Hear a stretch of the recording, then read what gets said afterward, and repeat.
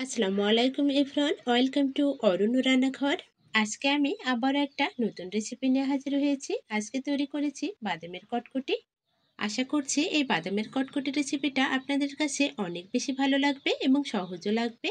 মুচমুচে স্বাদের এই বাদামের কটকটিটা তৈরি করতে খুব একটা বেশি সময়ের প্রয়োজন হয় না। হাতে মাত্র 10 মিনিট থাকলে এই কটকটি তৈরি করে নেওয়া যায়।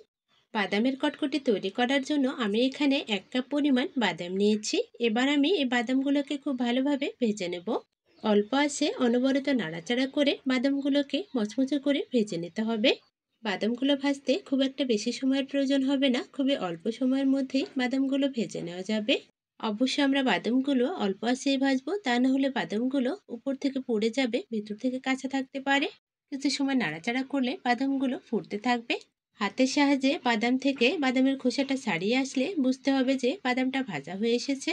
আমি বেশ কয়েকটা বাদাম হাতের সাহায্যে খোসাটা ছাড়িয়ে নেওয়ার চেষ্টা করব।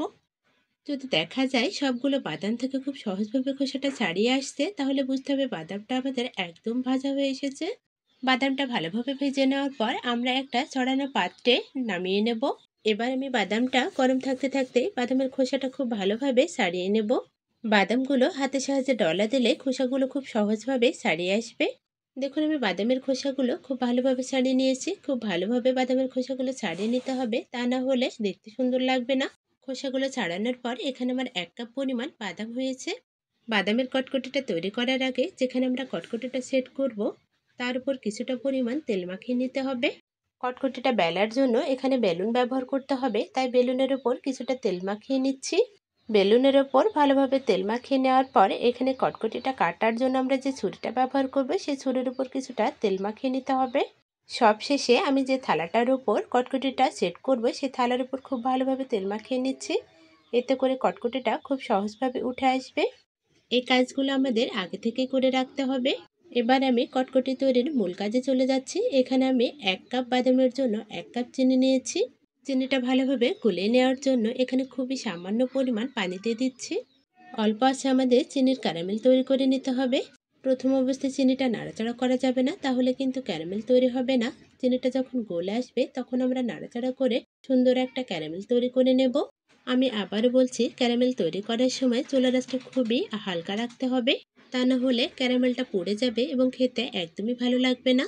দেখুন, কিছুক্ষণ নাড়াচাড়া করে খুব সুন্দর একটা ক্যারামেল তৈরি হয়ে এসেছে এবং চিনিগুলো খুব ভালোভাবে গলে গিয়েছে। এবার আমাদের ক্যারামেলের মধ্যে ভেজে রাখা বাদামটা দিয়ে দিতে হবে। বাদামটা দেওয়ার পর অনবরত নাড়াচাড়া করে বাদামটাকে খুব ভালোভাবে কোট করে নিতে হবে। উল্টে পাল্টে ভালোভাবে নাড়াচাড়া করে বাদামটা খুব ভালোভাবে ক্যারামেলের সাথে মিশিয়ে নিতে হবে। এই সময় চুলাটা বন্ধ করা যাবে না, খুবই অল্প আছে ক্যারামেলের সাথে বাদামগুলো আমরা মিশিয়ে নেব। দেখুন, বেশ কিছুক্ষণ নাড়াচাড়া করার পর বাদামটাকে আমরা খুব ভালোভাবে কোট করে নিয়েছি। এবার আমরা বাদামটাকে নামিয়ে নেব। এই কাজটা আমাদের দ্রুত করতে হবে, তা না হলে বাদামের কটকটিটা শক্ত হয়ে যাবে, তখন আর বাদামের কটকটিটা ভালোভাবে সেট করা যাবে না। দেখুন, আমি বাদামগুলোকে থালার উপর নামিয়ে নিয়েছি এবং একটা খুন্তির সাহায্যে খুব ভালোভাবে ছড়িয়ে নিচ্ছি। বাদামের কটকটিটা আমরা যতটুকু পাতলা করতে চাই সে অনুযায়ী বাদামগুলোকে ছড়িয়ে নিতে হবে।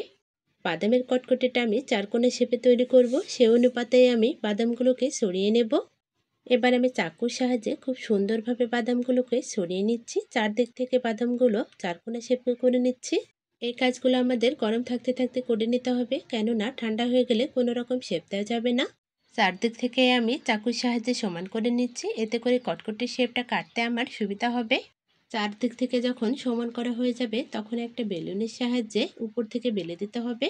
উপর থেকে বেলুনের সাহায্যে বেলে দিলে কটকটি শেপটা সব জায়গায় সমান আসবে। আমরা যতটুকু পাতলা রাখতে চাই সে অনুযায়ী বেলুন দিয়ে খুব সুন্দরভাবে চারদিক থেকে বেলে নেব। কটকটিটা আমরা খুব বেশি পাতলা কিংবা খুব বেশি পুরুট করব না, মিডিয়াম রেখে আমরা চারদিক থেকে বেলুনের সাহায্যে বেলে নিচ্ছি। এবার চাকুর সাহায্যে চারদিক থেকে সমান করে গরম গরমে আমাদের কটকটি শেপ দিয়ে কেটে নিতে হবে। ঠান্ডা হলে কটকটিগুলো আর কাটা সম্ভব হবে না, তখন যে কোনো শেপে কটকটিটা ভেঙে নিতে হবে। তাই আমি গরম গরমে চাকুর সাহায্যে কটকটির শেপ দিয়ে কেটে নিচ্ছি। আমি বাদামের কটকটিটা চারকোনা শেপে কাটবো, তার জন্য আমি দুপাশ থেকে লম্বা লম্বি করে কেটে নিয়েছি। কটকটিটা কেটে নেওয়ার পর আমাদের ঠান্ডা হওয়া পর্যন্ত অপেক্ষা করতে হবে। কটকটিগুলো যখন খুব ভালোভাবে ঠান্ডা হয়ে আসবে তখন আমরা প্লেটের উপর থেকে উঠিয়ে নেব। আপনারা দেখেই নিশ্চয়ই বুঝতে পারছেন বাদামের কটকটিটা তৈরি করা কতটা সহজ। ঘরে সামান্য পরিমাণ বাদাম এবং চিনি থাকলেই খুব সহজভাবেই খুবই অল্প সময়ে এই কটকটিটা তৈরি করে নেওয়া যায়। এই কটকটিটা খেতে এতটা বেশি মজার যে আপনি তৈরি না করলে বুঝতেই পারবেন না। বিশ্বাস করুন, এই কটকটিটা খেতে সবাই অনেক বেশি পছন্দ করবে। এই কটকটিটা একদিন তৈরি করে মাস জুড়ে সংরক্ষণ করা যাবে।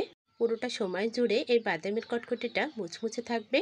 আশা করছি আজকের এই কটকটি রেসিপিটা আপনাদের কাছে অনেক বেশি ভালো লেগেছে। ভালো লাগলে অবশ্যই আমার চ্যানেলটি সাবস্ক্রাইব করে আমার পাশে থাকার অনুরোধ রইল। ভিডিওটি ভালো লাগলে একটি লাইক ও কমেন্টস করতে ভুলবেন না। আজকের মতো এখানেই বিদায় নিচ্ছি। সবাই ভালো থাকবেন, সুস্থ থাকবেন। সবাই সবার জন্য অনেক বেশি দোয়া করবেন। আল্লাহ হাফেজ।